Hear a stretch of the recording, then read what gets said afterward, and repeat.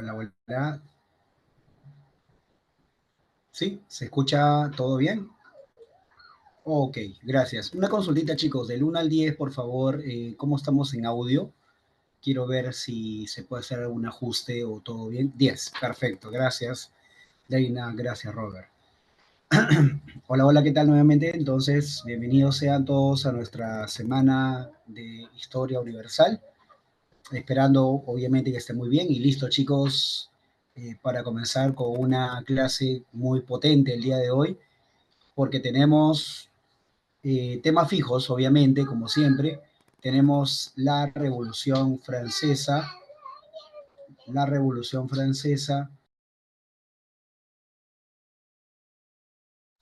y el Imperio Napoleónico, ¿de acuerdo? Muy bien, entonces en un momentito vamos a compartir el material. Eh, y bien, recordar chicos que para este tema nosotros debemos justamente hacer una remembranza, un recuerdo del tema anterior. ¿Sí? Si ustedes recuerdan un poquito, nosotros hemos hecho la semana pasada la independencia de las 13 colonias, hemos hecho también la ilustración y el Estado moderno, ¿no? Los estados modernos, ¿sí? Que son los llamados estados absolutistas. Entonces, todo eso, chicos, ocurre pues en el siglo XVIII.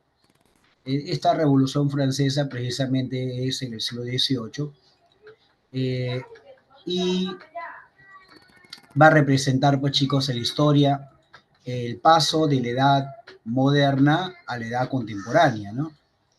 ¿Y eso qué cosa significa, profe? Bueno, va a representar la, el final de toda una época cara, caracterizada por el feudalismo, el poder de los reyes en la sociedad y en la política, y todo eso obviamente va a terminar con la Revolución Francesa. Entonces, por eso es importante entender la revolución, porque con ella vamos a ingresar a la edad contemporánea, que es obviamente una edad que permanece hasta el día de hoy.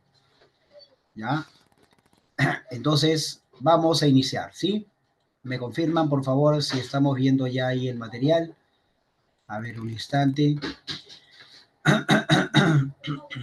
En un momento vamos a ir compartiendo. Ya, ahí va. Entonces, porfa, chicos, se está viendo el material académico, el PPT,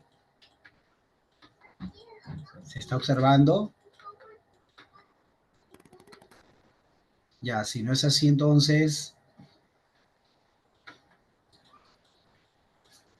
voy a compartir ahorita nuevamente, ¿ya?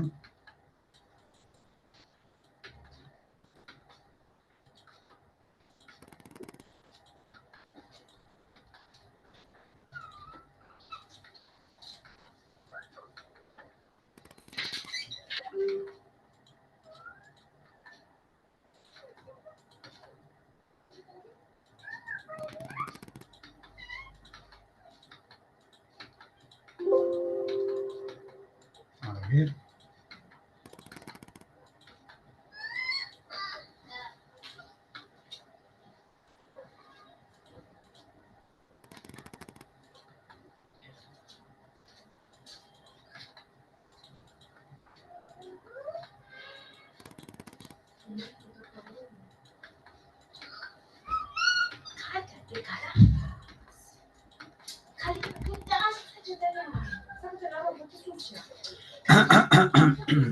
A ver.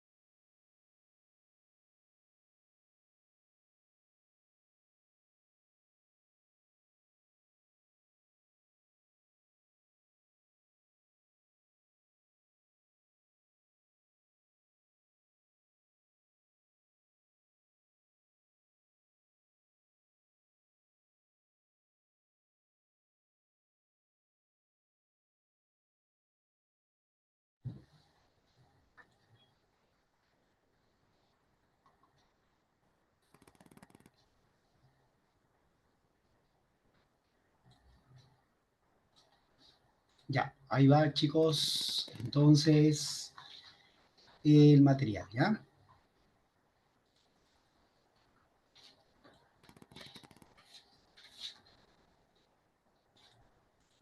¿Listos? A ver, creo que ahora sí, ¿no? Ahora sí se ve. Ahora sí se ve. Sí, por favor, me confirman.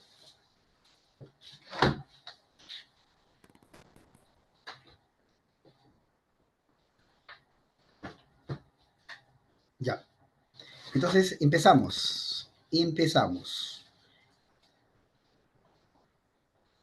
Como te iba comentando, la Revolución Francesa es un proceso que marca el tránsito de la edad moderna a la edad contemporánea. ¿Qué significa esto? Que la revolución definitivamente va a poner fin a una edad, una época que corresponde a la presencia de los estados modernos. ¿Recuerdan los estados modernos? Son los estados absolutistas. Y en su lugar irá surgiendo otro tipo de estado, ¿no? Pero ¿cómo surge este nuevo estado que nosotros vamos a llamar, te voy adelantando, el estado liberal? La revolución surge el estado liberal. Bueno, eso surge pues producto de una serie de acciones, muchas veces violentas en la revolución. Se tuvo que incluso imponer diferentes legislaciones, documentos, declaraciones, ¿ya? Y solamente así la revolución pudo ejecutar, pudo aplicar estos logros importantes que ya planteaban los ilustrados. Y para eso nosotros vamos a señalar que la revolución presentó causas de carácter económica. Ya para el siglo XVIII Francia viene atravesando una fuerte crisis fiscal. ¿Qué significa eso? Que el Estado está en bancarrota. Wow, profe, ¿qué cosa significa que Francia esté en bancarrota? Prácticamente no cuenta con dinero. ¿Qué ha pasado para que Francia llegue a esta situación? Uno, que Francia ha ingresado durante décadas a guerras contra varios países enemigos.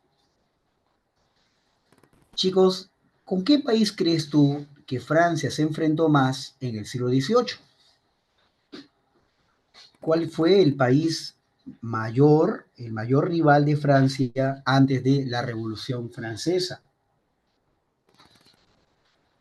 Principalmente contra quién?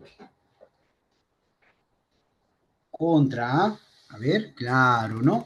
Le voy a poner acá UK, U.K, ¿no es cierto? Ahí está. Bueno, UK es United King, ¿no? O sea, Reino Unido, Inglaterra, para nosotros, efectivamente. Pero otro factor también importante es el despilfarro. Despilfarro, profe, ¿qué es eso el despilfarro? Es gastar más de lo que se tiene. En la corte de Versalles.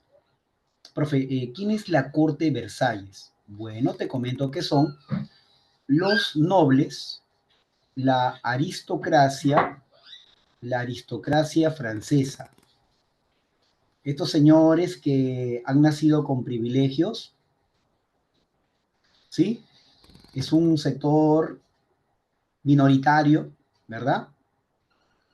Que va a terminar siendo como un grupo parasitario, ¿ok? Ellos obviamente tienen muchos privilegios, entre ellos no pagan impuestos. Y encima, chicos, el Estado tiene que gastar en ellos, ¿no? Entonces, esto obviamente también va a provocar que el país entre a un agotamiento económico. Y esto se va a agudizar más cuando a la corte de Versalles llegue una reina, ¿sí? A quien la revolución la acusó de haber hecho el despilfarro. ¿Quién fue esa famosa reina? ¿Alguien por ahí tiene idea de quién fue esa reina acusada de representar el despilfarro en la corte de Versalles? ¿Quieres que te la presente? Sí, María Antonieta. Así es, María Antonieta. Así es, ¿no?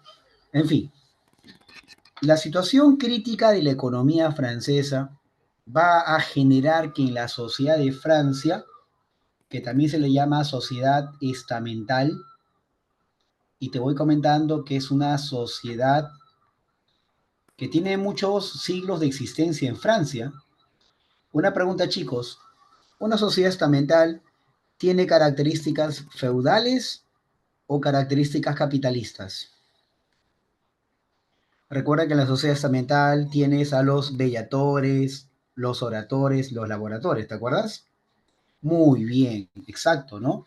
La sociedad estamental es una sociedad de carácter feudal. Profe, ¿y eso qué significa? Que en una sociedad feudal gobiernan ¿quiénes?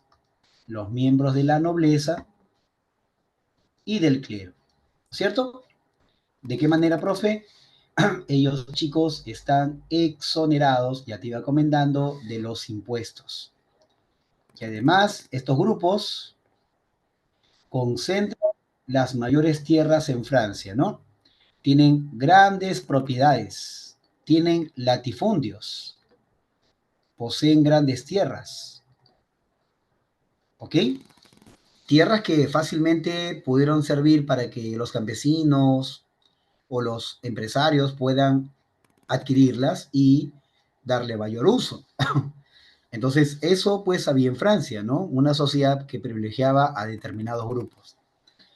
Pero la mayoría de franceses conformaba el tercer estado. Profe, ¿quién es el tercer estado? Se les llama a ellos a los miembros del pueblo. Otro nombre para ellos, estado llano. El estado llano. Está conformado por varios sectores sociales, ¿sí?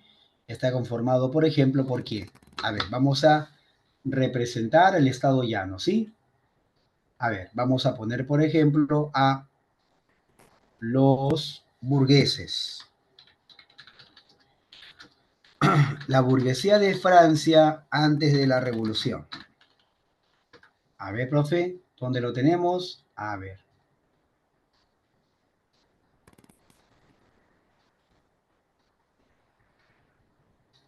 Ahí está. Esta es la burguesía francesa antes de la revolución.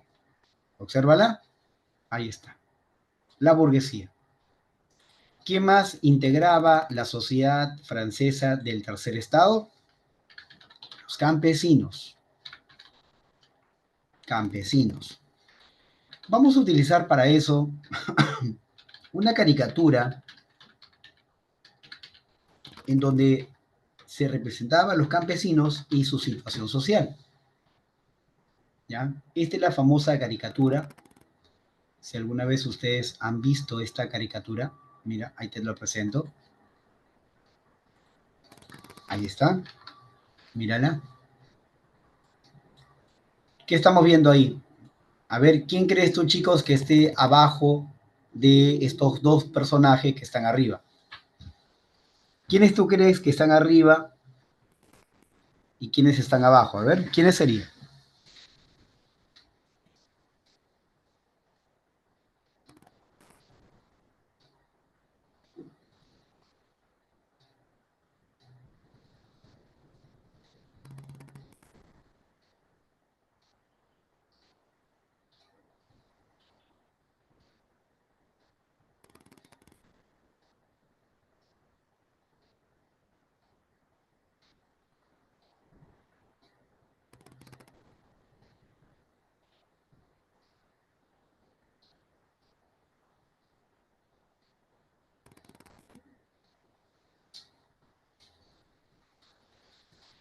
Bueno, los que están arriba, chicos, los que están arriba son los sectores privilegiados, ¿no?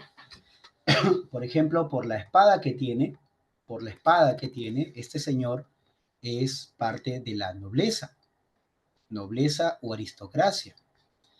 Este señor, por la indumentaria que tiene, es miembro de la iglesia, del clero. Y por supuesto el que está aquí abajito es el campesino, ¿no es cierto? Que representa que el campesino con sus tributos está soportando, está sosteniendo tanto a la nobleza y al clero. Pero hay un tercer grupo muy importante de la Revolución Francesa y que solamente lo vas a encontrar en la Revolución. ¿Saben cómo se llaman ellos, chicos? Acá te lo pongo. Ahí está. Mira. Aquí. A ver, acá está. Obsérvalo, por favor. Vamos a presentarlo. Estos son sectores sociales que se encontraban en las ciudades. Mira, ahí está. Vemos nosotros a una mujer y a un hombre. No tiene medias y por eso ellos son llamados los sans-culottes. ¿Sí? Y van a ser muy importantes porque van a participar en el proceso revolucionario. Y como dije, son habitantes de la ciudad. Ellos son los que van a tener que enfrentar los problemas económicos que vive el país y por eso su situación social los lleva, los lleva a salir a las calles, a la protesta, ¿no? ¿Ok? Listo. Entonces, esta sociedad que privilegiaba a pocos y marginaba a muchos, ¿quién la terminaba sosteniendo finalmente? El rey. Existía un absolutismo, pero que para el siglo XVIII estaba entrando en una fuerte situación de crisis. ¿Por qué? Porque el mismo gobierno de Francia que ha hecho ha generado despilfarro, ¿cierto? El mismo Estado francés con el rey a la cabeza también ha creado exoneraciones y cualquier protesta, obviamente el rey cómo respondía con la represión. El rey de Francia estaba oponiéndose a todo tipo de reforma que podría haber en el país. Pero, pero además, ya en Francia, nosotros hemos dicho que la ilustración alcanza su auge, ¿verdad? Rousseau, Montesquieu, Voltaire, entre otros, tienen en común criticar el antiguo régimen. ¿Y qué es el antiguo régimen, profe? Es un conjunto de instituciones conformada por el absolutismo, los estamentos también, los estamentos, y al mismo tiempo el modelo mercantilista. Recuerden que en Francia todavía hay mercantilismo. El Estado interviene fuertemente en la economía. ¿Cómo? Eleva los impuestos, limita las importaciones y las exportaciones, aumentando los aranceles. El Estado también, por ejemplo, regula el comercio, como te decía, interviene en la economía, lo cual va en contra de la libertad económica, ¿sí? Va en contra de la libertad económica, la libertad individual. Ahora, profe, estas son las condiciones que van a generar el estallido de la revolución. Pero para que estalle finalmente, se tiene que generar una causa detonante. Y esta es la causa detonante, chicos. Antes de la revolución ocurrió una crisis de los cereales. Hay un problema ambiental en Francia. No hay lluvias durante 2, 3 años, lo que perjudica la producción agrícola. Disminuye la cantidad de trigo, disminuye la cantidad de harina y por lo tanto, chicos, ¿qué pasa cuando hay una disminución del producto? ¿Qué pasa con los precios? ¿Qué pasa si en un país como Francia escasea el trigo, escasea la harina? ¿Qué pasa con el precio del pan? Obviamente el precio del pan aumenta, ¿no? Hay un proceso inflacionario, lo cual golpea a los sectores más pobres, ¿ya? Y profe, en Francia, ¿quiénes son los más pobres de los pobres? Esto de acá. Son los sans-culottes, ¿sí? Te comento que ellos no tenían una situación laboral estable, ¿no? Muchos de ellos eran pues eh, desempleados, vivían en la ciudad, algunos eran artesanos, otros eran gente del bajo mundo, del mal vivir, pero eso sí, son los más golpeados por la crisis que vive Francia, ¿no? Entonces, jóvenes, ante eso el rey Luis XVI, ¿ya? El rey de ese momento, dice, ¿no?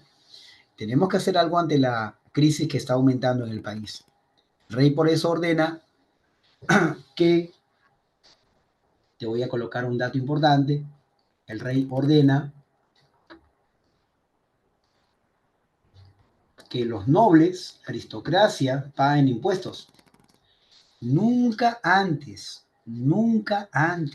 la aristocracia francesa había pagado impuestos. El rey de Luis XVI es el primer rey de Francia que le plantea a la nobleza pagar impuestos. Una pregunta, ¿tú crees que los nobles van a pagar? Por supuesto que no.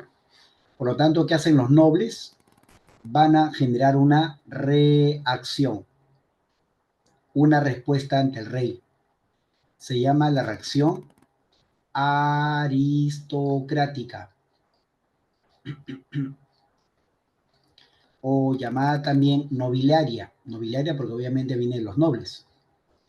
¿Y cuál es la reacción de estos nobles? Se oponen o rechazó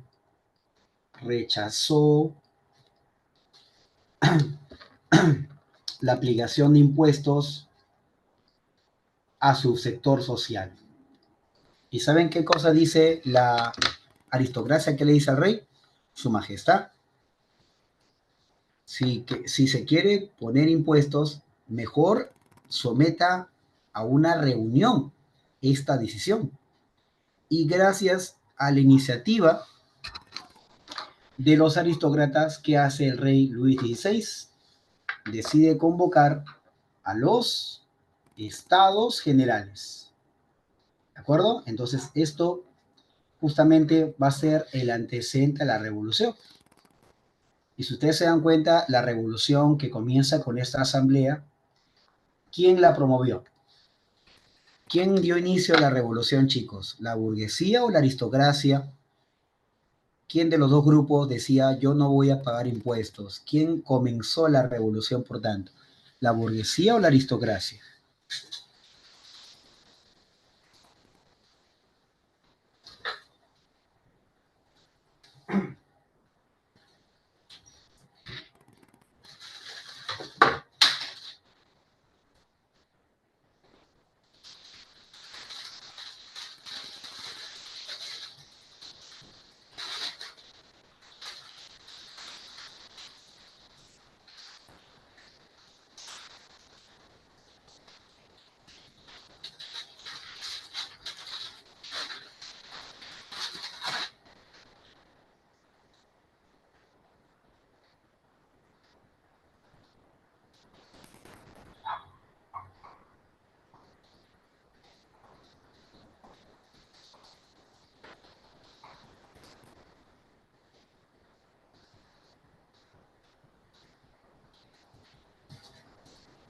Exacto, la aristocracia.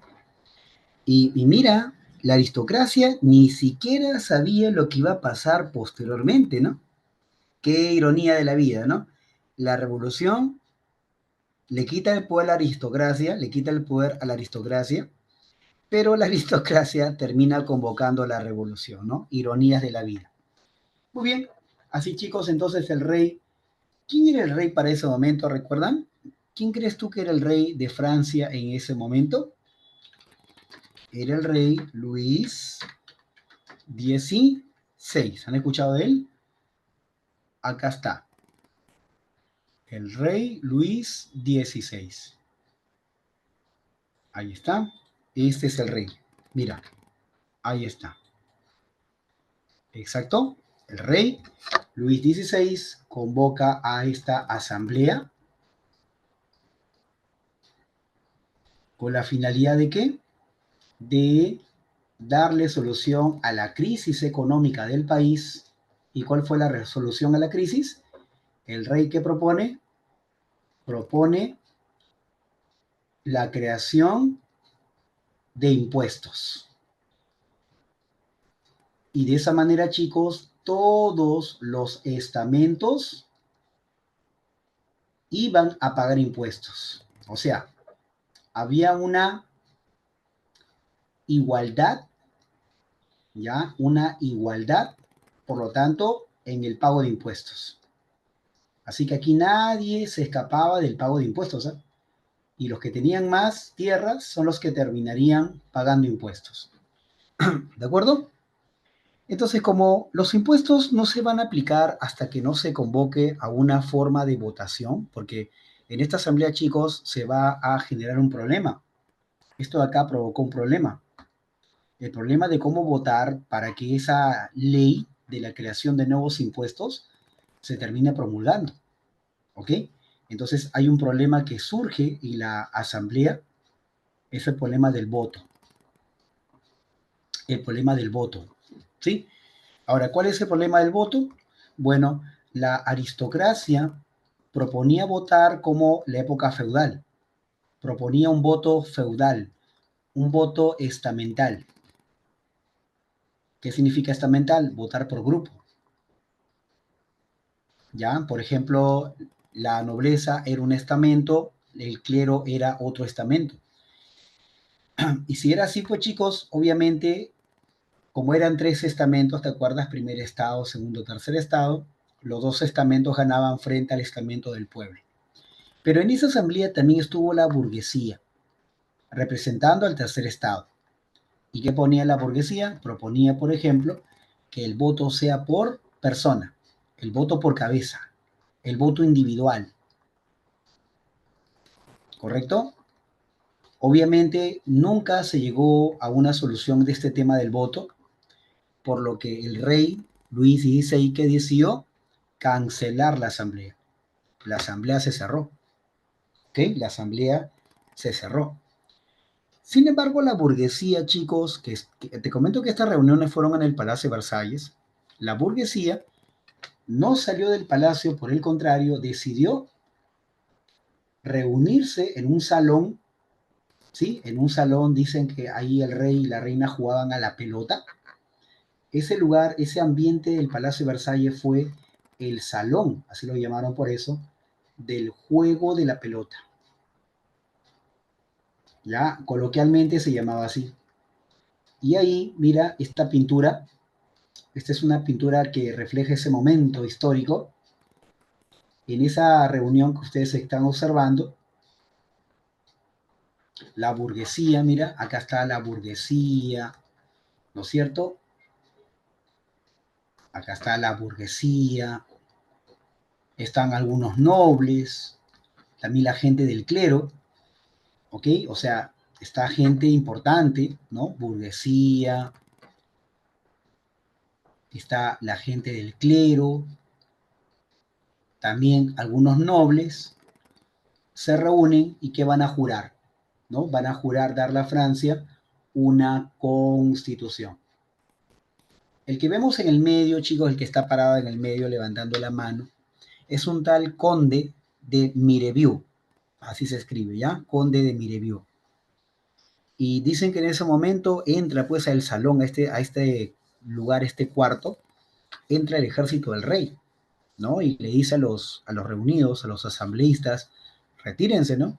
Porque tenemos orden de disparar. Y dice que este conde de Mirebiú se para delante de los soldados y les dice, ¿no? No saldremos de este lugar así nos pongan la bayoneta encima. O sea, cuchillos. Y vamos a estar unidos en Francia para darle al país una constitución. Eso se va a llamar por eso el juramento del juego de la pelota. Darle a Francia una constitución. Una preguntita, chicos. Francia, cuando dice que va a tener una constitución, es porque ellos se han inspirado en un país americano. A ver, pregunta, ¿qué país americano termina siendo influyente para que los franceses tengan una constitución? ¿Sí? A ver, ¿qué país en América, qué estado en América, chicos, ya tenía una constitución? A ver. Y además es el primero que tiene una constitución en la historia universal. ¿Qué país de América sería?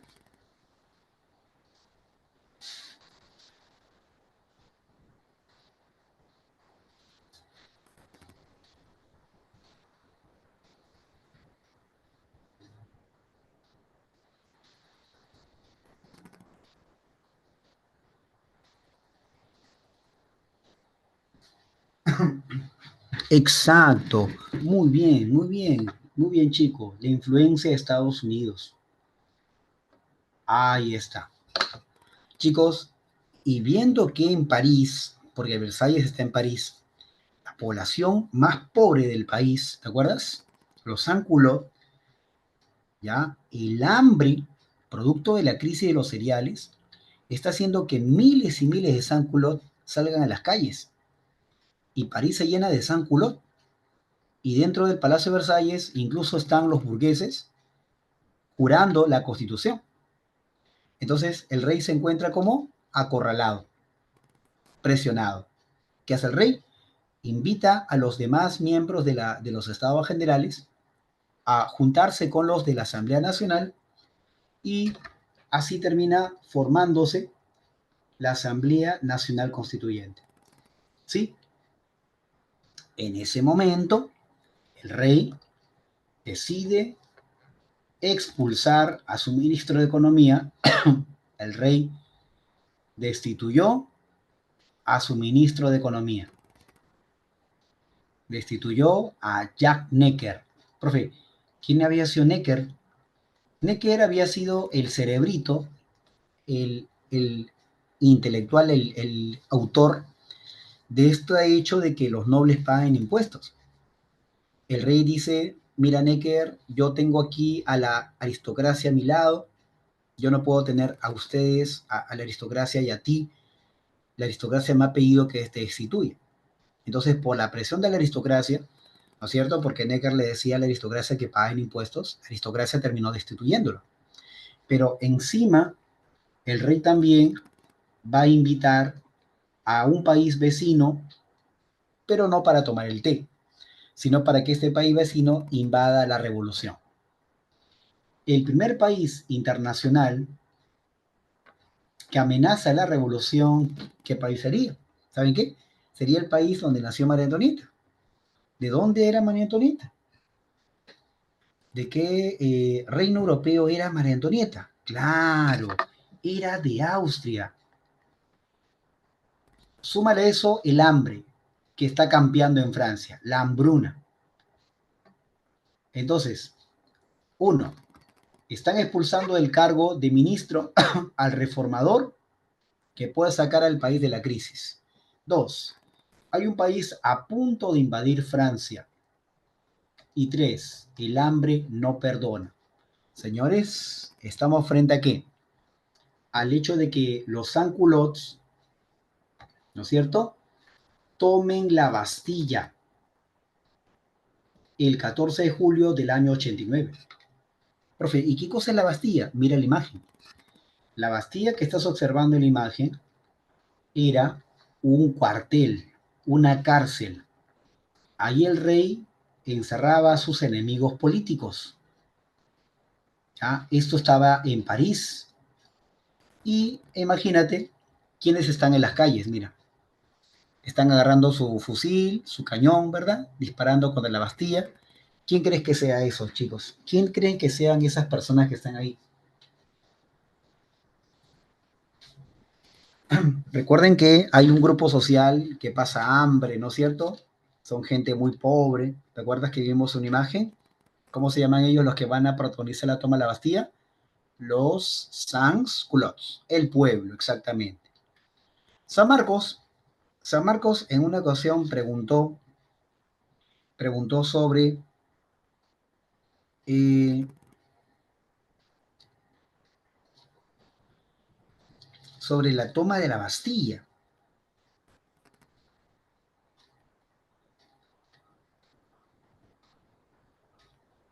¿Ya? Preguntó acerca de qué simboliza La toma de la Bastilla. Bueno, simboliza que el pueblo en las calles, el pueblo, ¿no? El pueblo de París ejerce soberanía popular.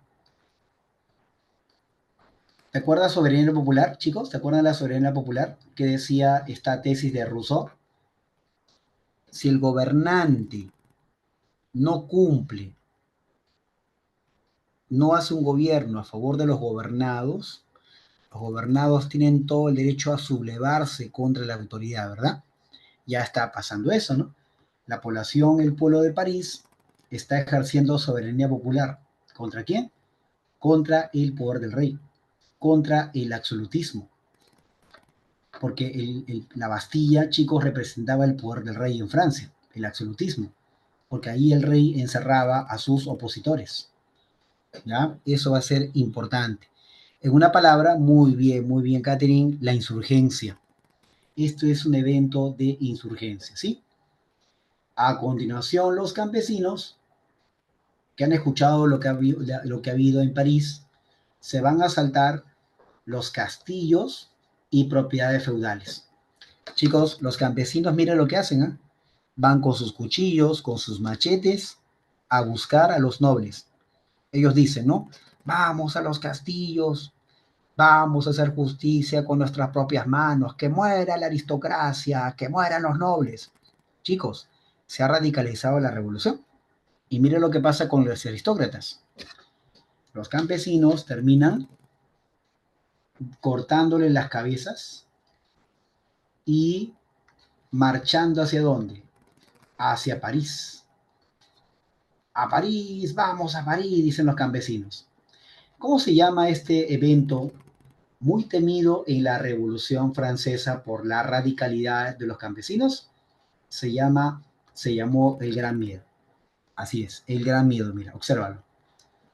Los campesinos entonces asaltaron castillos y palacios. Chicos, en París, los sans-culottes están con las armas. En el campo, millones de campesinos están destruyendo castillos.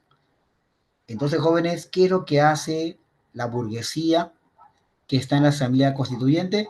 Decide, atención por favor, promulgar el documento más importante de la Revolución Francesa, la Declaración de los Derechos del Hombre y Ciudadano, donde se plantea que los derechos que tienen los franceses son derechos que vienen con el francés desde nacimiento, son derechos naturales que han sido dados a partir de que el francés ha venido al mundo.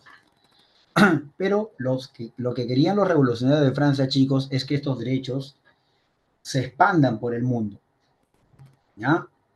Por eso la Revolución Francesa tiene pretensiones internacionales, ¿correcto? Ahora, ¿y cuáles son esos derechos más importantes, chicos, que están en la declaración? ¿Cuáles serán los derechos más importantes que están en la declaración? Hay uno, el primer derecho fundamental. ¿Es cuál? ¿Qué derecho será el primero de esta declaración? Derecho a la vida, derecho a la propiedad, derecho a la libertad. ¿Cuál será el primer derecho de esta declaración del hombre y ciudadano?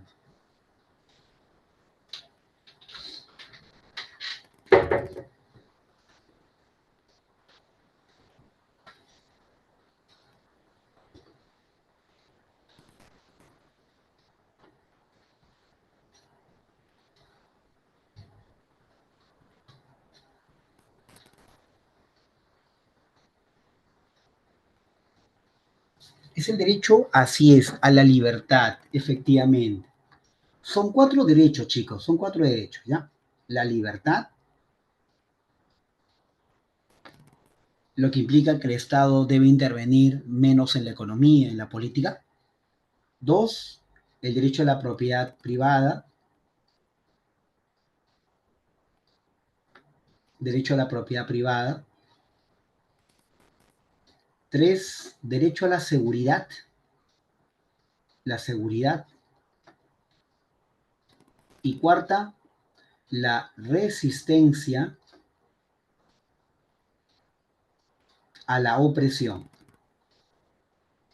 ¿Está bien? A la tiranía, al despotismo, al absolutismo. Ahí está, ¿no? ¿Cierto? Son los 4 derechos que se establecen en la declaración. ¿Sí? Ahí está.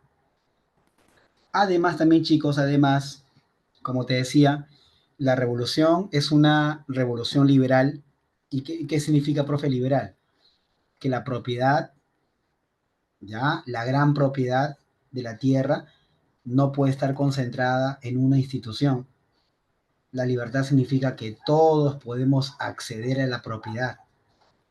Entonces, eso no implica, chicos, que la iglesia, que tenía un montón de tierras, sus tierras tengan que pasar a la revolución. Las tierras de la iglesia van a ser expropiadas y cada parte de la tierra de la iglesia va a ser entregada o vendida a un individuo dentro de Francia. ¿Sí? Esa es una característica muy liberal. ¿Ya? Incluso hay una caricatura. ¿Sí? Hay una caricatura donde se obliga a los miembros del clero a aceptar la revolución. ¿Sí? Hay una famosa caricatura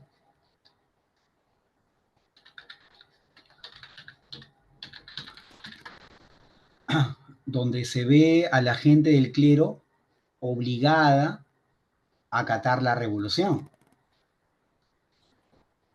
¿Y saben qué se ve? A alguien del clero que está con los pantalones abajo y entonces la revolución les está obligando a adoptar ya esta constitución civil del clero. Mira, acá hay una caricatura que te decía. Observa, por favor, mira. Ahí está. ¿Ven? ¿Ya? Ahí está, mira. Tú observas a alguien del clero que le están bajando el pantalón, le está poniendo una ampolla. ¿Y eso es para qué? Para que obviamente el clero acepte pues la constitución civil del clero, ¿no? Y, profe, si acepta, ¿qué va a pasar con ellos? Bueno, van a tener que perder tierras. A través de la constitución, ¿qué hace el Estado francés, chicos? El Estado va a iniciar la expropiación. Ya se legalizó, hay una legalización de la expropiación de tierras que eran parte de la iglesia. Chicos, una pregunta.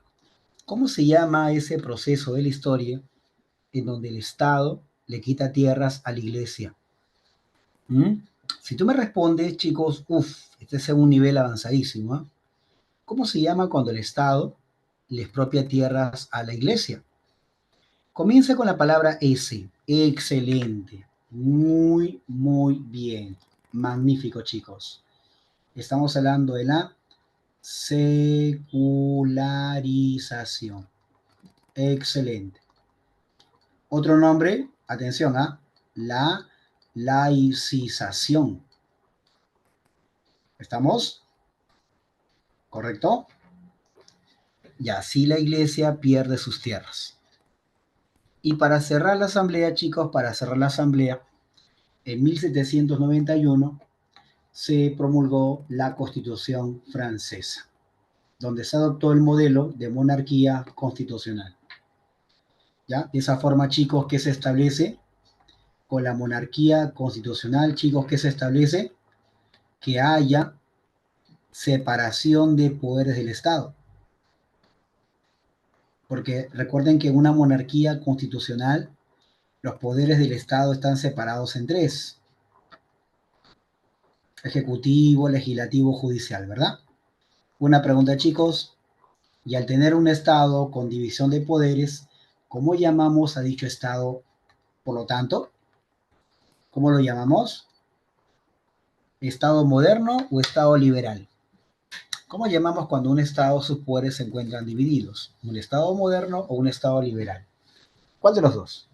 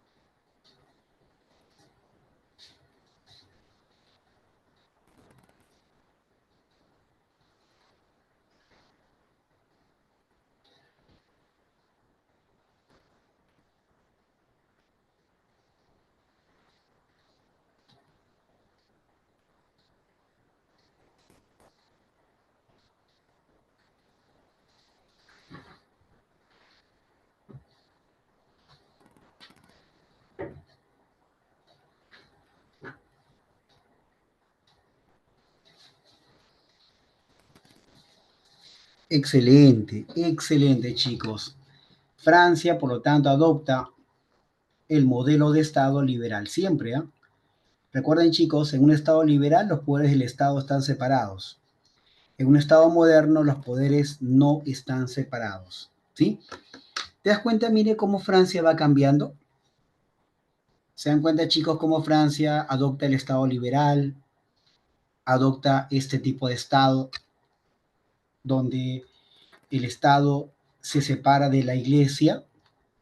Eso también se llama Estado laico, ¿verdad?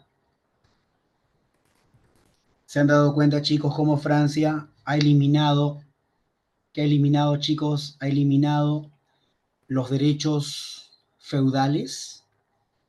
Y cómo Francia también, chicos, ha convertido a su sociedad en una sociedad civil.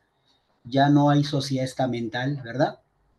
Porque todos tienen derechos, ¿no es cierto? En una sociedad estamental todos tienen derechos, no, hay un grupo privilegiado. Pero en una sociedad civil todos son iguales ante la ley. Igualdad ante la ley. ¿Te das cuenta? Cómo Francia ha hecho grandes cambios. Profe, ¿eso significa, profe, que Francia ya la revolución ha terminado? No. Lo que pasa es que la revolución continúa porque estas leyes que estás aquí identificando no se cumplieron en la realidad, porque va a haber resistencia, oposición, ¿sí? Y mientras tanto, la Asamblea Constituyente se disuelve y abre paso para una nueva Asamblea de la Revolución Francesa, la Asamblea Legislativa, ¿sí? Esa asamblea se encargaría de dirigir al país, ya que en una monarquía constitucional el rey reina pero no gobierna. O sea, el que termina manejando el país es, en este caso, la Asamblea Legislativa. Y en dicha asamblea van a aparecer grupos políticos que van a ser claramente diferentes. ¿Eh? ¿Te acuerdas que te comenté que hace un ratito habíamos visto cómo la burguesía juró darle a Francia una constitución, ¿verdad? Y que iban a estar unidos. Bueno, Francia ya tiene la constitución. Ahora estos grupos burgueses se terminan dividiendo. Por ejemplo, ¿quiénes son los fuldenses, profe? Bueno, ellos no son burgueses exactamente, son nobles que están de acuerdo con la revolución, nobles liberales, y que está conformado por un sector de defensores de la monarquía constitucional. Para ellos este modelo no debe desaparecer, es lo mejor que tiene pues Francia, ¿no? En cambio, los otros, los girondinos y los jacobinos, ellos no son monarquistas. Los girondinos, por ejemplo, pertenecen a los grandes empresarios de Francia, la gran burguesía, ¿sí? Los grandes banqueros, los grandes empresarios. Para ellos, chicos, la revolución ya terminó y lo que pretenden ellos es hacer que Francia se transforme en una república, ¿sí? En una república. Por su lado, los jacobinos pertenecen a la pequeña burguesía, integrada por médicos, profesores, abogados, ¿ok? Son mayormente intelectuales y también están de acuerdo con una república. Pero la diferencia está que los girondinos quieren una república moderada, es decir, que la ley impere. Y si hay que matar a alguien como traidor a la patria, se puede dar, de acuerdo a las circunstancias. En cambio, los jacobinos querían una república radical. Profesor, ¿qué significa?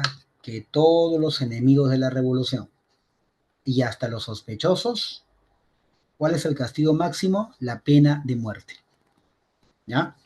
Chicos, en ese momento, Austria y Prusia declaran la guerra a los franceses. Chicos, y la revolución no tiene otra salida de unirse con los campesinos. ¿Saben por qué, chicos, con los campesinos la revolución? Es que los campesinos eran la mayoría en Francia, pues, chicos. Y por eso, para ganarle a los austriacos,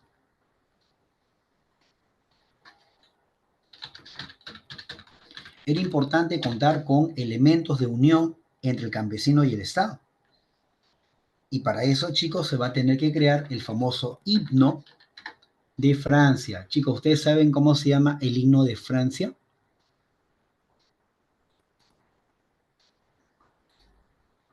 ¿Cómo se llama el himno de Francia? ¿Alguien sabe? ¿La qué? Ah, facilito, ¿ah? Claro, la marsellesa. Exacto. A ver, profe, ¿qué dice la marsellesa, chicos? A ver, ahí tienen las letras, ¿no es cierto? Ahí tienen las letras y obviamente tiene un contenido potente, ¿verdad? Escucha,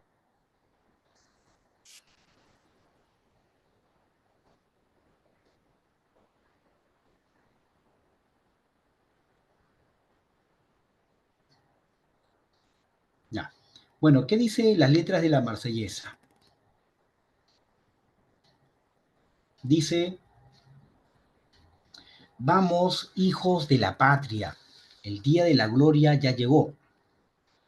Contra nosotros la tiranía y el estandarte sangriento elevó. Escuchan en los campos rugir a esos feroces soldados. Vienen hasta vuestros brazos a degollar a nuestros hijos y compañeras. A las armas, ciudadanos, formad batallones. Marchemos, marchemos, que una sangre impura empape nuestros surcos. A las armas, ciudadanos, formar vuestros batallones. Marchemos, que una sangre impura empape nuestros surcos. Chicos, cuando este himno habla de los campos, se está refiriendo a quién. El mensaje hacia quién va, hacia el sector de los campesinos. ¿Sí? Obviamente tienen que ser campesinos revolucionarios, ¿sí o no?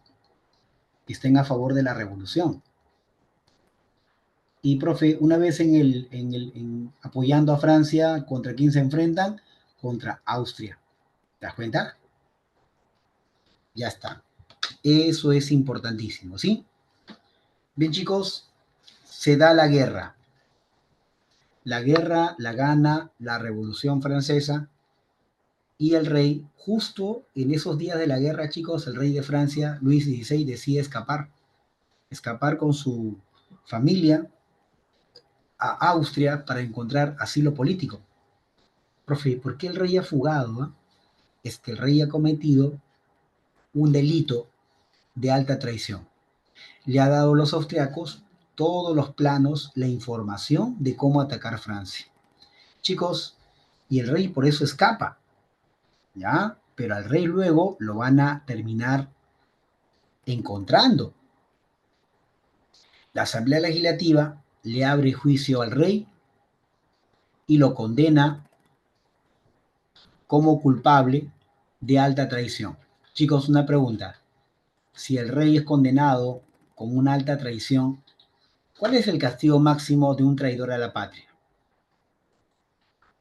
¿Cuál sería el castigo máximo de un traidor a la patria? Estaríamos hablando de qué? La pena, la pena de muerte, ¿verdad? Claro, la pena de muerte. ¿Sí? Entonces, profe, ¿cómo van a matar al rey? Bueno, van a tener que inventar un arma para que el rey termine pues muriendo, ¿no? Estamos hablando de qué? La guillotina, ¿verdad? Ahí está. Mira, te voy a presentar un video. De repente no hay un sonido, pero quiero que te dejes guiar por la imagen, ¿sí? A ver, un toquecito. Yo te lo voy a explicar y tú vas a ver la imagen y luego vamos a interpretar, ¿sí? Ahí va.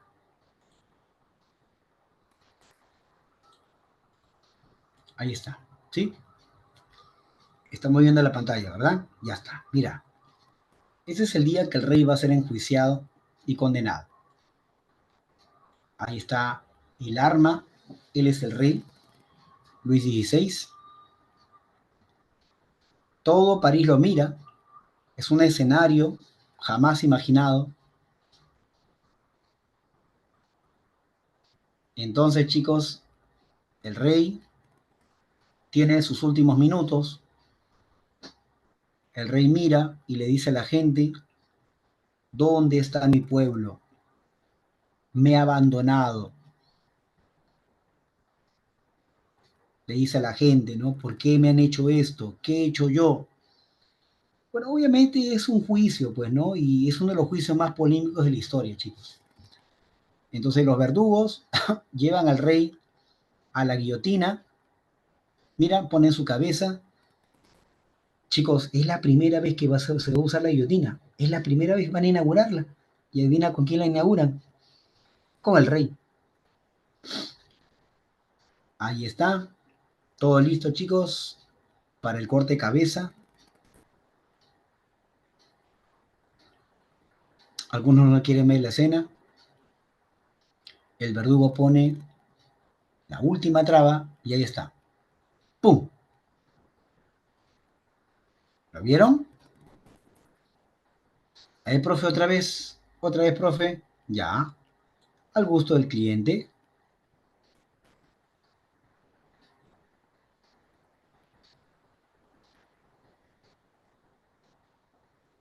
Ahí está.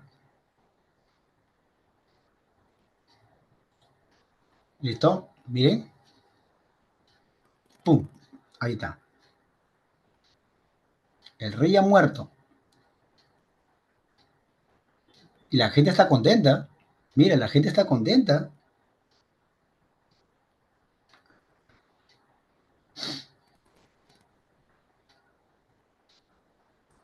Van a colocar al rey en un cajón, obviamente sin cabeza. Ahí está la cabeza del rey, ¿verdad? Siendo mostrada ante el pueblo de París. Todos quieren ver la cabeza del rey.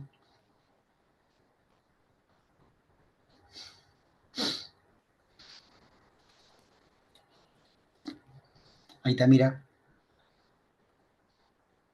Primera vez que surge en la historia de Francia esto de aquí.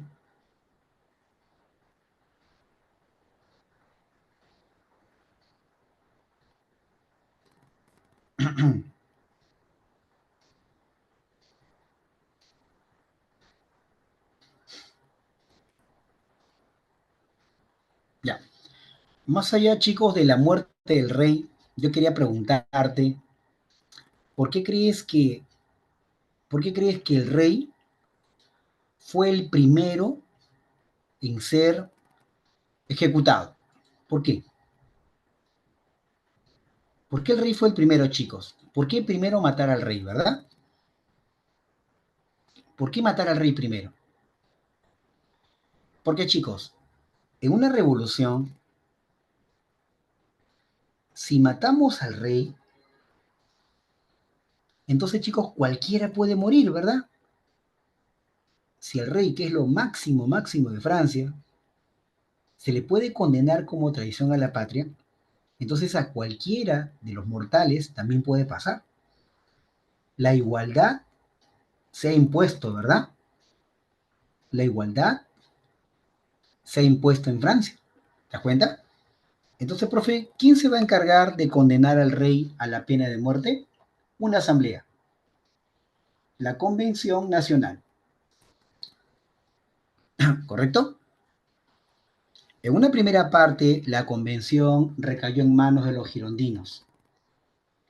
Precisamente estos girondinos, como te comentaba, eran republicanos moderados que no estaban de acuerdo con el uso de la fuerza, de la violencia, pero si la situación ameritaba, se podía aplicar la pena de muerte para ciertos casos. Así que los girondinos, integrados por la gran burguesía, mataron al rey. Uy, y inmediatamente, chicos, ¿sabes qué cosa provocó la muerte del rey? Que los reyes de Europa comenzaran a temblar. Imagínate, ¿no? El rey de Rusia, el rey de Austria, el rey de Prusia, comenzaron a temblar. Tenían miedo. Profe, ¿por qué tenían miedo estos reyes de Europa? Porque tenían temor de que la revolución se replique en varias zonas del mundo. Está pasando en Francia, puede ser el ejemplo para varios reinos europeos, ¿verdad? Por eso que para evitar que la revolución se expanda, que surge tras la muerte del rey, esto originó la formación, atención por favor chicos, de la primera coalición. ¿A qué se le llama una coalición? Una alianza de países que tienen como objetivo detener la expansión de la Revolución Francesa. ¿Ya? Se están preparando para invadir justamente Francia. ¿Correcto? Chicos, en ese momento los Anculot, ¿te acuerdas? Deciden sacar a los girondinos del poder y permitir que los jacobinos asuman el control de la asamblea de la convención. ¿Ya? Los jacobinos son radicales, van a aplicar guillotina a todos los que consideren opositores. ¿Y quién va a ser el autor de este gobierno que usó el terror para dirigir la revolución? El autor de esto, ¿cómo se llamó? Maximiliano Robespierre. Ahí está. Ahí lo van a llamar el incorruptible. Y él en el poder, ¿qué es lo que hace? Crea el Tribunal Revolucionario para eliminar a los opositores del gobierno. Lo que ocurre, chicos, es que los jacobinos tenían la idea de que aplicando la muerte iban a eliminar a todos los nobles, a todo el clero. Y si eliminaban a todos, ¿qué cosa quedaría en Francia? Solamente quedaría burguesía y pueblo. Estos querían eliminar todo lo que correspondía entonces al antiguo régimen y en su lugar crear una sociedad más contemporánea, ¿no? Con burgueses y obreros. Ah, profe, por eso aplicaron guillotina para todos, ¿no, profe? Claro, porque en el fondo, ¿qué querían los jacobinos? Eliminar lo último que quedaba del antiguo régimen. ¿Y cuál era lo último, chicos?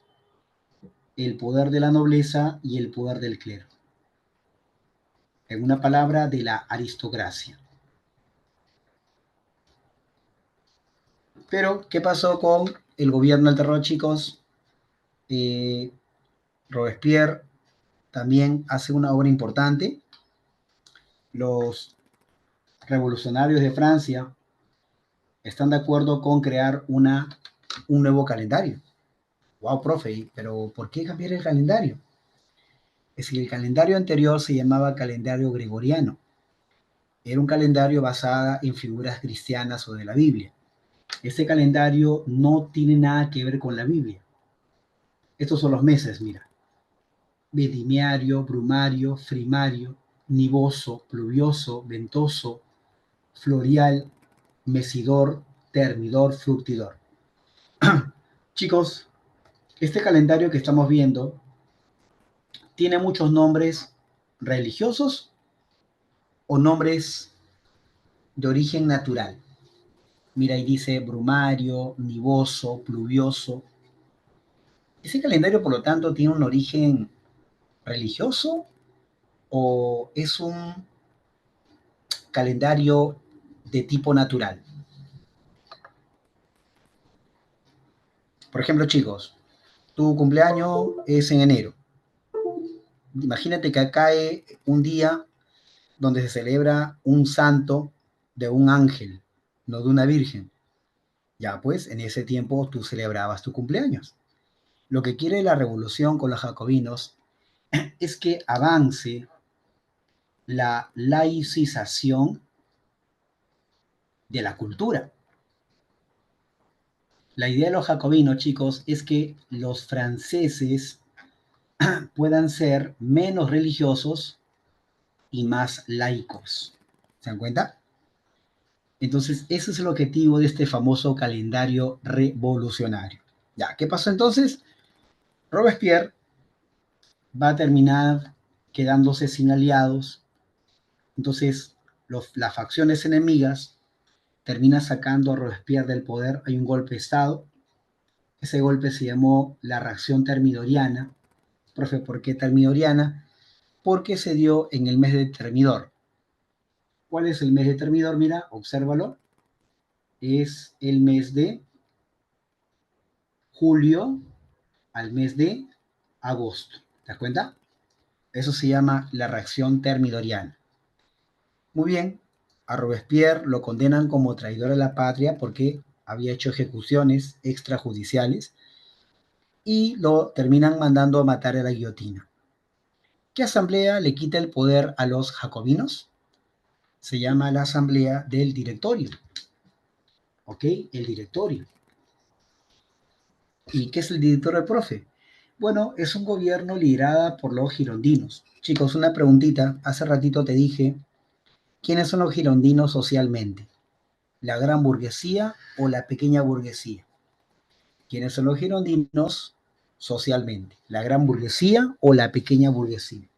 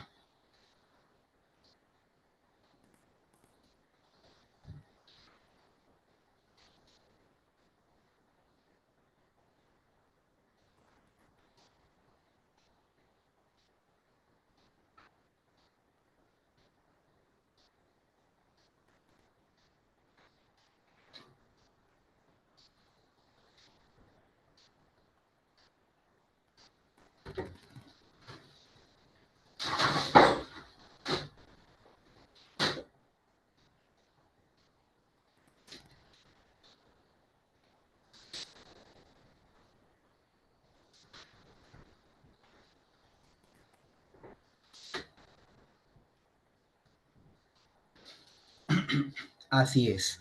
Ellos son miembros de la gran burguesía, ¿ya chicos? De la gran burguesía. Entonces, la gran burguesía,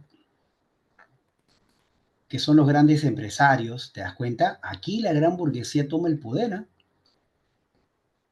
¿Ya? Aquí, por eso la Revolución Francesa no es para nada popular, no es una revolución, por ejemplo, socialista, ¿verdad? Es una revolución netamente burguesa, chicos, burguesa. Y el país cada vez está entrando en una etapa mayor de crisis. ¿Por qué, profe? Uno, porque la revolución ha hecho, chicos, que los precios de los alimentos suban. No hay estabilidad para poder invertir abriendo negocios. El directorio necesita orden, ¿ya? Y desde afuera de Francia, varios países comienzan a atacar Francia, ¿sí? Incluso, chicos, se ha formado la segunda coalición. Coalición. Objetivo, acabar con la Revolución Francesa. Ante eso, el directorio tendrá que llamar a los mejores al gobierno. Y ahí destaca el famoso general Napoleón Bonaparte. Aquí aparece Napoleón. Y el directorio había visto pues las cualidades de Napoleón Bonaparte, un hombre muy académico, muy erudito, un político, un hombre amado por el pueblo, la aristocracia lo respetaba y Napoleón tenía ideas burguesas. O sea, es el que representa a la nación francesa. Y a Napoleón le dan dos grandes misiones. ¿Cuáles son? Una campaña a Italia y una campaña hacia Egipto. Déjame comentarte que la campaña a Italia fue su primera gran campaña ganada. Incluso hay una pintura de Napoleón con su caballo, ¿sí? No sé si ustedes han visto la famosa pintura de Napoleón con su caballo, ¿verdad? Mira, Aquí está el gran Napoleón junto a su caballo. Mira, observa. Ahí está, mira. ¿Alguna vez han visto esa escena, chicos? Ahí está. Esto es producto de qué? De la campaña a Italia, venciendo a los austriacos. Y luego Napoleón iría hasta la misma Egipto y al pie de las pirámides. ¿Te acuerdas de las pirámides? Napoleón derrotó a los turcos. ¿Ya? Y dicen que en esa batalla Napoleón logró derrotar a los soldados turcos. Mira, acá está la imagen. Ahí está Napoleón, ¿verdad? Al pie de las pirámides. Y, profe, ¿cuál fue el objetivo de Napoleón en su campaña a Egipto? La orden era, chicos, la orden era eh, tomar el control de un canal, bueno, no un canal, sino tomar el control de el territorio de Egipto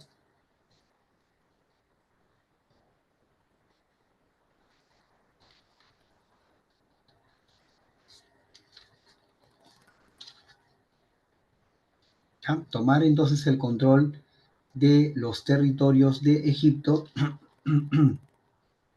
¿Para qué?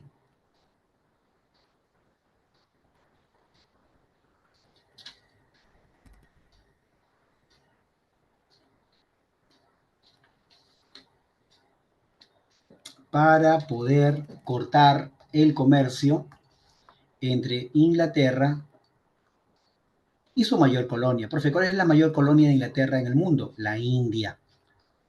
Entonces, Francia iba a entrar por ahí para cortar el comercio, ¿no? Francia pretendía, por lo tanto, romper el comercio internacional de Inglaterra con la India. Lo que pasa es que Napoleón asumía que si Inglaterra es derrotada en Egipto, entonces Inglaterra se va a debilitar y ya no podría atacar a la Francia revolucionaria. ¿Estamos? Pero la campaña Egipto para Napoleón termina siendo un rotundo fracaso. ¿Eh? Napoleón no pudo vencer finalmente a los ingleses. Entonces, en ese momento, el directorio llama a Napoleón Bonaparte, chicos, lo llama, y Napoleón, aprovechando la crisis que hay en el país, profe, ¿qué tipo de crisis tenemos en Francia? Muy bien, déjame comentarte lo siguiente. En Francia, ¿qué existe? Una amenaza interna, una amenaza de los jacobinos que quieren volver al poder. Los jacobinos le dicen a Napoleón, oye, Napoleón, déjame regresar porque no he terminado de aplicar la guillotina, ¿ya? Los jacobinos quieren continuar con su política del terror. E incluso, chicos, también los realistas se han levantado contra Napoleón Bonaparte. ¿Qué pretenden los realistas? Que vuelva el rey al poder, restaurar la monarquía. Profe, pero no entiendo, el rey ya murió. Sí, pero no estoy hablando del rey decapitado. Estoy hablando de otros reyes de la familia Borbón. La familia Borbón, ¿sí? Entonces, chicos, ante las amenazas interiores y ante el ataque internacional, Napoleón Bonaparte se ve en la situación de realizar un golpe de Estado. ¿Y cómo llamamos el golpe de Estado de Napoleón, chicos? El 18 Brumario. Ahí está. Ese es Napoleón Bonaparte. ¿Ya? Y así, chicos, así comenzaba una nueva etapa de la Revolución Francesa. ¿Cómo le llamamos? La era napoleónica, ¿sí? La era napoleónica.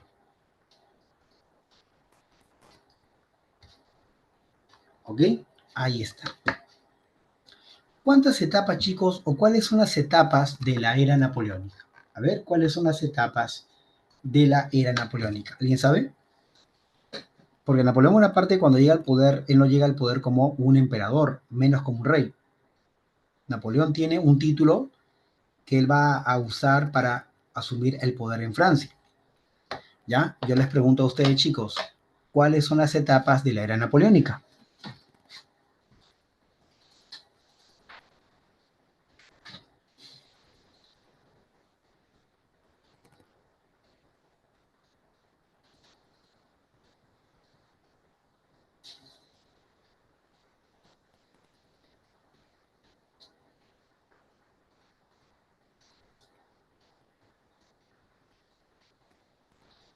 Las etapas, chicos, son dos. ¿Ya? Uno se llama el consulado.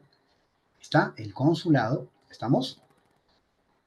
Y la otra etapa la vamos a llamar el imperio. Napoleón Bonaparte es un personaje muy polémico. Escúchame, por favor. Es muy polémico.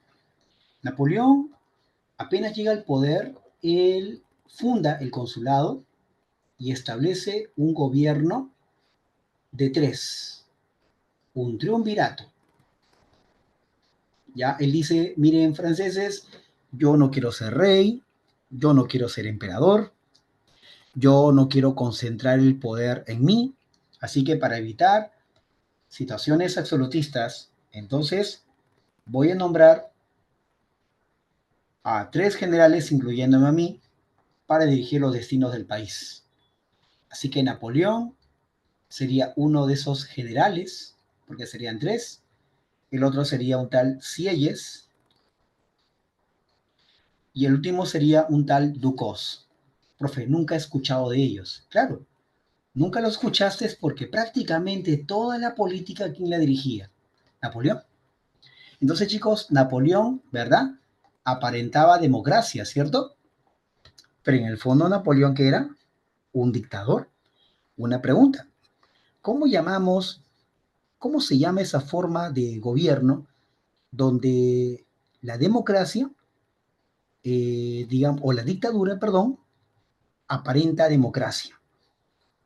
Porque ese es Napoleón, ¿no? Es un pata que habla de igualdad ante la ley, libertad y todo, pero en el fondo maneja el poder político, ¿no? ¿Cómo llamamos ese tipo de régimen donde se aparenta democracia, pero en el fondo es un gobierno autoritario o es un gobierno, digamos, personalista? ¿Ah? Te voy a colocar aquí, ¿ya? A ese tipo de régimen se le conoce como un autoritarismo o una autocracia. ¿Sí? ¿Qué significa autocracia? Que un gobernante maneja el poder. ¿Ya? Sin embargo, a nivel social y económico, Napoleón no era un autócrata, sino era un liberal. Mira lo que hizo Napoleón a nivel de la economía y sociedad. Derecho a la propiedad privada. Nadie puede quitarte la propiedad. Nadie. Igualdad ante la ley. Con lo cual, todos que somos ciudadanos. Libertad para el trabajo. Es decir, chicos, los trabajadores ahora van a poder abandonar sus gremios y van a poder trabajar en diferentes lugares o en diferentes espacios productivos de Francia. Lo que pasa, y tú recuerdas los gremios, que es una institución de la Edad Media, imagínate, donde tú trabajabas y solamente te dedicabas a ser un artesano. No podías hacer otro oficio distinto. Ahora con la libertad para el trabajo, el francés va a poder ir a buscar trabajo donde él quiera. ¿Ya? Obviamente es una libertad para el trabajo que tiene un lado positivo, pero su lado negativo es que los trabajadores no van a establecer los precios, ¿no? Los sueldos, sino lo hace el dueño de la fábrica. ¿Te dan cuenta? Legaliza el matrimonio civil, eso para que haya una mejor transición de las tierras. Muchas mujeres, chicos, quedaban viudas en todo este contexto de revolución. Y lo que quiere la revolución es que esas señoras vendan sus tierras al mejor postor. Y eso es parte del matrimonio civil, porque esas señoras se van a casar con otros burgueses quienes van a acceder al derecho a la tierra, ¿sí? Para eso las mujeres tienen que divorciarse de los esposos y casarse con los burgueses. Por eso la idea del matrimonio civil. Y obviamente el divorcio. Imagínense, chicos, ustedes, los varoncitos, ¿ah? Por ciertos intereses, encuentran una sugar mami, ¿ya? Se casan y todo, acceden a sus propiedades, y luego, ¿qué pasa? ¿Saben qué, sugar mami? Ya me cansé, me divorcio. Y se divorcian, y pueden volverse a casar. ¿Qué ha pasado, chicos? ¿Qué ha pasado? Se han aprovechado los burgueses de su situación jurídica para acceder a las tierras, y luego se divorcian, y no pasa nada. No hay multas, no hay cuestionamientos. ¿Por qué, profe? Porque no hay nada más liberal, ojo, no hay nada más liberal que casarte y divorciarse. Casarte, divorciarte, casarte, divorciarse. Recontra liberal, ¿no, chicos? ¿Te das cuenta? Recontra liberal. E incluso la opción tercera, ¿cuál es? Convivir. A partir de Napoleón Bonaparte, chicos, la gente va a tener una vida más individual. Antes, cuando tú estabas solo en el mundo, la sociedad te obligaba a casarte. Ahora no. Ahora si quieres te casas, ahora si quieres te divorcias y ahora si quieres vives solo. ¿Te das cuenta cómo la libertad individual fue plasmada por Napoleón? Por eso, chicos, acá viene la fija. Escúchame. Con Napoleón Bonaparte que vamos a encontrar, por lo tanto, la consolidación de las conquistas de la Revolución Francesa. ¿Sí? Y profe, Napoleón, ¿dónde va a consolidar? En su obra más importante. ¿Cuál fue la obra más importante del tío Napoleón? El Código Civil. ¿Ok? De esa forma, chicos, Francia se ha convertido en un estado capitalista, ¿cierto? En un estado capitalista, en un estado también liberal, con un capitalismo naciente, ¿ya? Un capitalismo francés naciente. Ahora, profe, ¿Francia quiere ser una potencia europea? Sí. Entonces, chicos, ¿qué necesita Francia? Capital lo tiene. Incluso te comento que Napoleón funda un banco, el Banco de Francia. Esto es para financiar a los burgueses que quieren abrir negocios en los tiempos napoleónicos. Ahora, como te decía, Francia sueña con ser una potencia industrial. Francia tiene capitales, digamos que sí. Mano de obra también. ¿Sabes lo que le falta a Francia? Mercados. Y para que los mercados lleguen a Francia, es importante que en esos territorios europeos sean sacados del poder los reyes absolutistas, que no impiden, ellos impiden, mejor dicho, que el mercado francés se expanda. Por eso Napoleón necesita, uno, expandir la Revolución Francesa y dos, ganar mercados. ¿Y cómo lo hace? Napoleón, chicos, invita al Papa, hay un Papa, chicos, que va a llegar allá a Francia, el Papa va a ser invitado para que Napoleón se termine coronando emperador. ¡Wow! Profe, ¿y cómo Napoleón convenció al pueblo de hacer la convocatoria a un imperio? Simple, porque Napoleón le había dado al pueblo libertad para el trabajo, educación pública. Napoleón también había permitido que los empresarios, por ejemplo, no tengan problemas para invertir porque se prohíben los sindicatos en Francia. Napoleón está en contra de los sindicatos. Entonces Napoleón es un pata que termina colaborando con los grandes empresarios. Entonces Napoleón convoca un plebiscito, la población vota, resultado, Francia se transforma en un imperio, ¿no? Y para hacerlo oficial, el Papa Pío VII, así se llamó, instaura a Napoleón como emperador. ¿Sí? Ahí está. Con Napoleón Bonaparte, por ejemplo, chicos, y con este imperio napoleónico, vamos a tener cosas importantes. Por ejemplo, ¿cuál? Una de ellas es que se extiende los logros de la Revolución Francesa. ¿Ya? Número 2, con Napoleón Bonaparte se va también a extender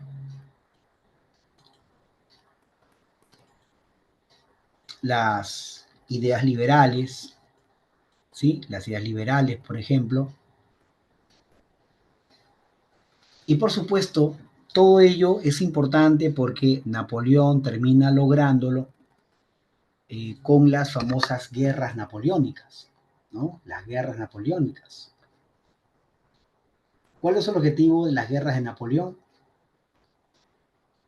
Uno es el de expandir. Chicos, ¿qué cosa quiere expandir Napoleón Bonaparte? ¿Ah? ¿Qué cosa quiere que se conozca por el mundo entero? ¿Qué quiere expandir Napoleón, chicos? Chicos, ¿Napoleón está en contra o está a favor de la revolución francesa? ¿Ah? ¿Napoleón está en contra o está a favor de la revolución? ¿Qué dicen ustedes, chicos, chicas? ¿Napoleón está en contra o a favor de la revolución? Claro, está a favor, excelente. Por eso Napoleón, con sus guerras, ¿qué va a lograr? Expandir los logros de la Revolución Francesa. ¿Estamos? Ahí está. Incluso Napoleón llegó a decir en su momento que él es la revolución a caballo. ¿Sí? Y chicos, ¿cómo se va a expandir los logros de la revolución? ¿O cuál va a ser uno de los logros más importantes? Acabar con los absolutismos de Europa. Eso lo pretende Napoleón Bonaparte, ¿sí? Y en segundo plano era ganar mercados para el imperio napoleónico y la naciente industria que en Francia comienza recién a formarse. Conquistar mercados para la naciente industria francesa. ¿Sí? Muy bien. Así pues, chicos, todo queda listo para que los franceses comiencen a conquistar el mundo. Ahora, habíamos comentado hace ratito que ya ven aparecido las colisiones. Las guerras napoleónicas se van a enfrentar a la tercera coalición. ¿Correcto? ¿Quién ganó ahí, profe? Victoria de Francia. Wow, profe, victoria de Napoleón. ¿En dónde? En una batalla considerada, chicos, como la batalla modelo de la Revolución Francesa. ¿Saben cómo se llamó? La batalla de Austerlitz. La batalla de Austerlitz. ¿Estamos? La batalla modelo. ¿Sí? Listo. Hay una película chiquitita, nomás quiero compartir contigo, una película muy concreta sobre la batalla de Austerlitz. Y este video ha sido seleccionado de la película Napoleón. Ustedes sabían que hubo una película Napoleón hace poco. Ya, entonces ahí se ve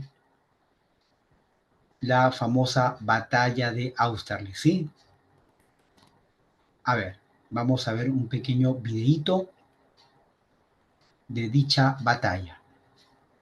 Ahí va, escucha. Chequea solamente la imagen porque no creo que se escuche el audio, ¿ya? A ver, vamos por aquí. Compartimos, ahí va. Esto no. Ahí va, chicos.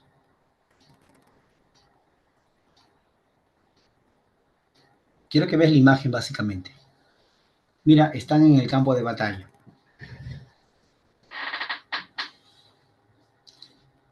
Ahí está Napoleón. Los soldados de la tercera coalición avanzan contra Francia. Los franceses disparan.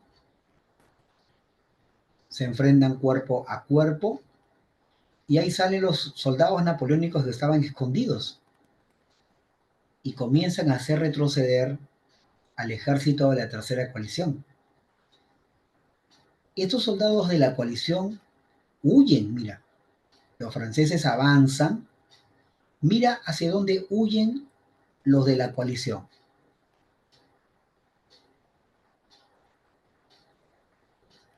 La coalición entra hacia un suelo cubierto de nieve y con hielo. Mira, es una trampa. Y ahí donde Napoleón ordena sacar los cañones y disparar, mira. Fuego. Pum, pum, pum, pum. Mira dónde caen las balas. Sobre el hielo, mira. Y los soldados se hunden. ¡Hala, profe! ¿Qué tal táctica, no, profe? Claro, es Napoleón, pues chicos. Hijo de la Revolución Francesa, hijo de la Ilustración. Y el padre de Europa. Su madre, Napoleón era el padre de Europa, imagínate, ¿no? Todo lo que ha creado la Revolución y la Ilustración, mira, imagínate, guerras europeas. Estas guerras son en nombre de la libertad, en nombre de la revolución, en nombre de la igualdad. ¿Te das cuenta? Ahí está, miren chicos, cuánta gente muere. Ya, en ese momento, chicos, la revolución, o mejor, el imperio napoleónico ha alcanzado ¿qué? Su auge. Tras esta batalla se logra el auge del imperio napoleónico. Así Napoleón decidió ir a Berlín y en Berlín Napoleón termina decretando una medida contra los ingleses, el decreto de Berlín. ¿Ok? ¿Y qué cosa dice el decreto de Berlín?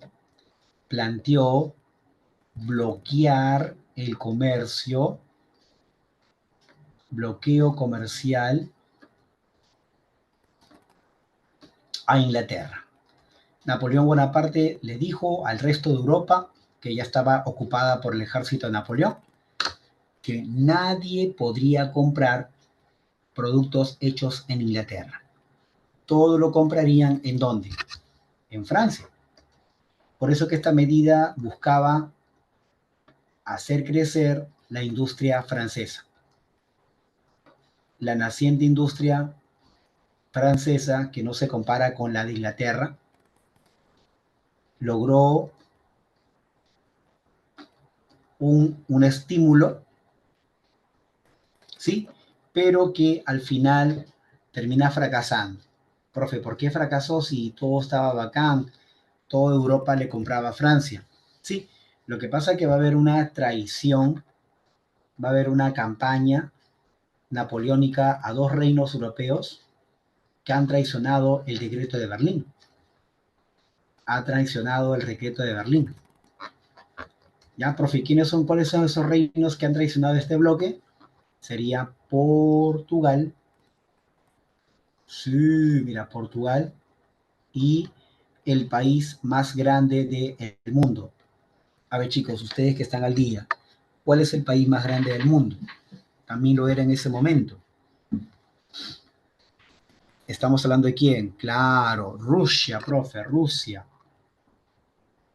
Entonces, las campañas a Portugal y a Rusia, ¿cómo van a terminar, chicos? Va a ser un rotundo fracaso, un rotundo desastre. Los ejércitos de Napoleón no llegaron a dominar toda Rusia, ¿sí? Hay un videíto sobre este momento final, la batalla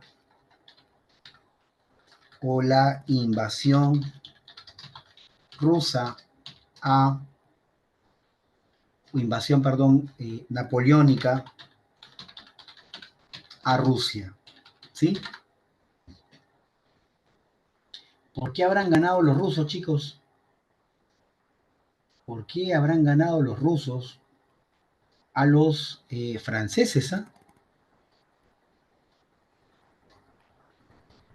Mira, veamos un video, como te dije.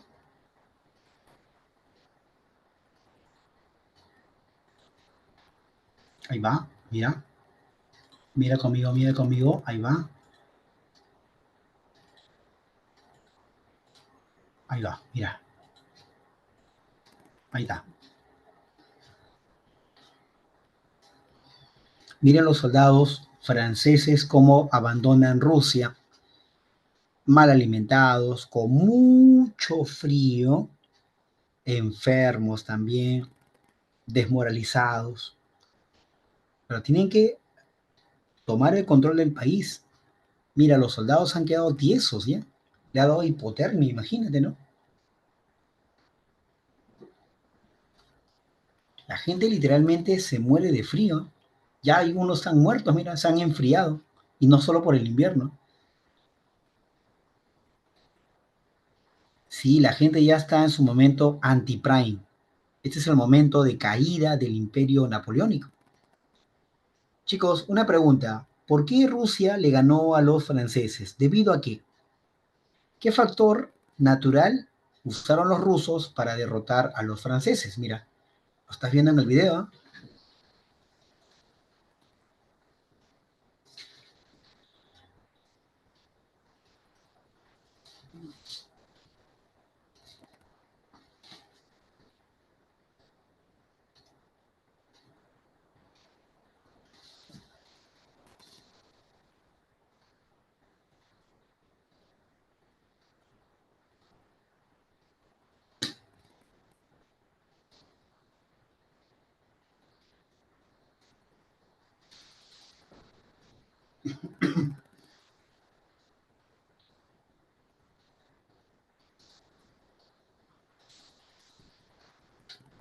Exacto, ¿no?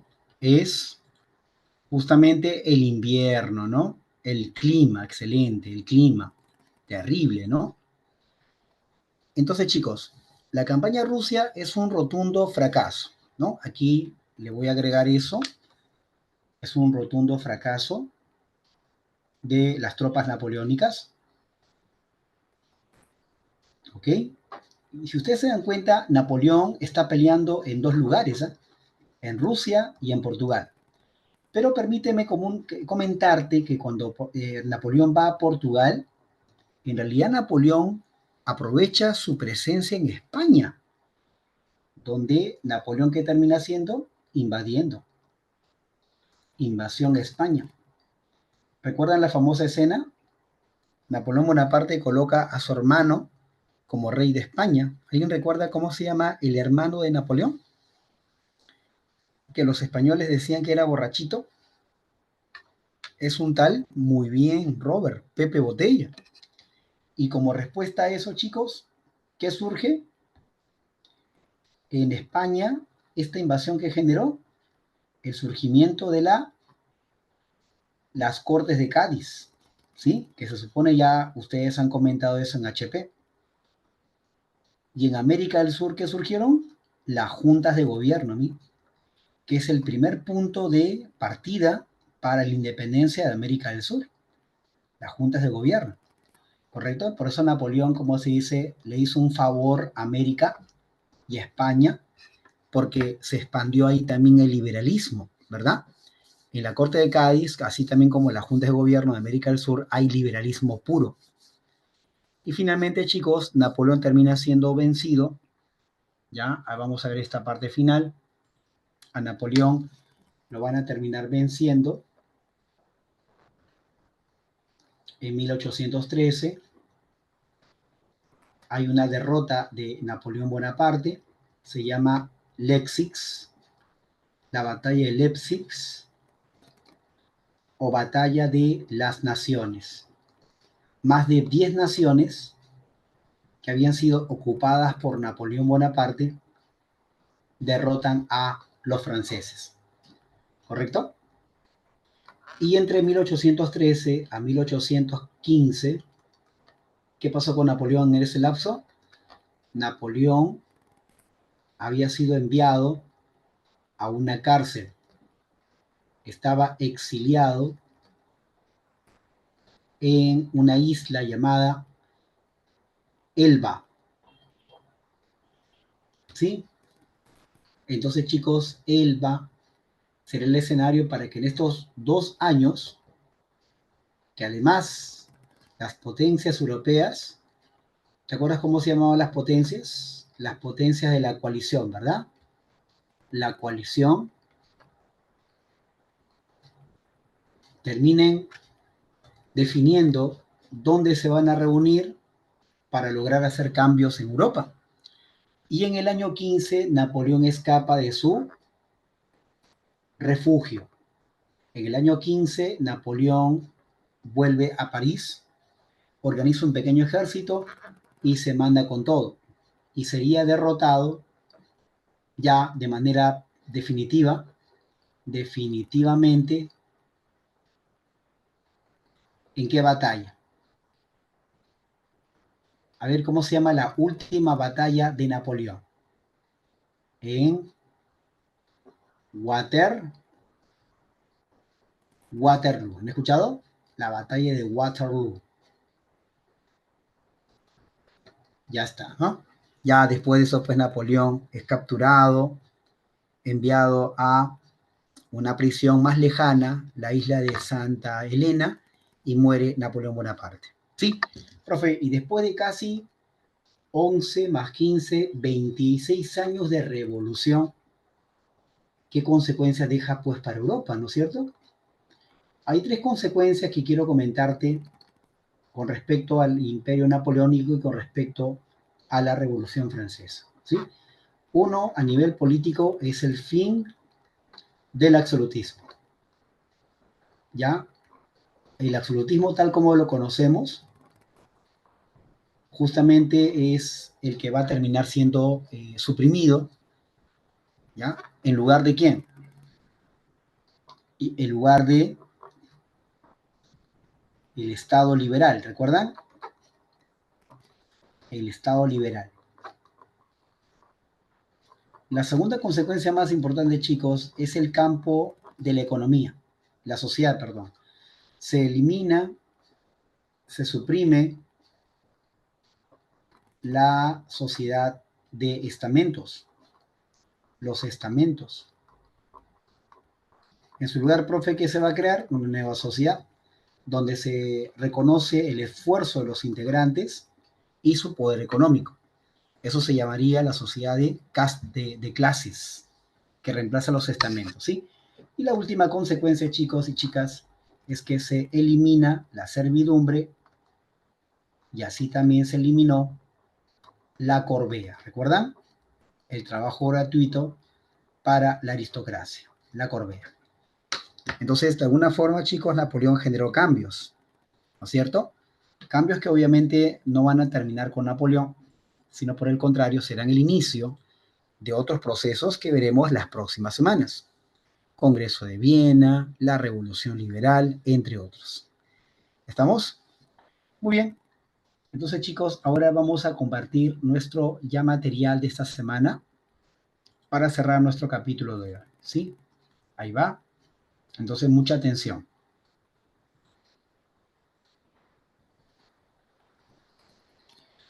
La ventaja de este material es que ya le hemos puesto claves para que ustedes lo tengan, obviamente, a la mano. Y aquí está, si me permiten, por favor. No, no sale, así que voy a hacer otro movimiento. Ahora sí. Mira. ¿Sí? Entonces, marca la clave, por favor. La 1 debe salirte la A. Es el concepto o definición de Revolución Francesa. La segunda vamos a marcar la clave. Esto sería que, chicos, la D, ¿verdad? El Estado llano pueblo es el sometido por la revolución. Bueno, por los franceses. La 3 vamos a marcar la clave, la B de barco. La 4 marcaremos la D. ¿Sí? ¿Tienes ahí alguna consulta, chicos, de la pregunta 4? Si no hay preguntas, la clave sale la D, ¿sí? En la 5 te va a salir la clave la D. Te piden eventos en la etapa monárquica de la revolución. Eso sería la toma de la Bastilla y los estados generales, ¿verdad? Pregunta número 6, clave la D. La 7 vamos a llamarle 18 Brumario, la llegada al poder de Napoleón Bonaparte.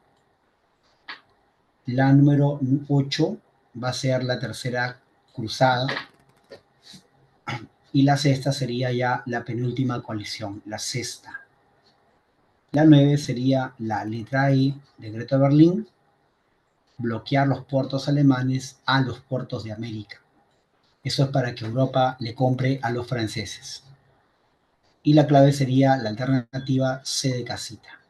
Bien, muy bien chicos, entonces con esto hemos terminado. Un gustazo estar aquí. Nos vemos entonces la próxima semanita chicos con una nueva clase más, ¿ya? Repasen muchísimo y todo va a estar muy bien. Hasta luego chicos, gracias por todo.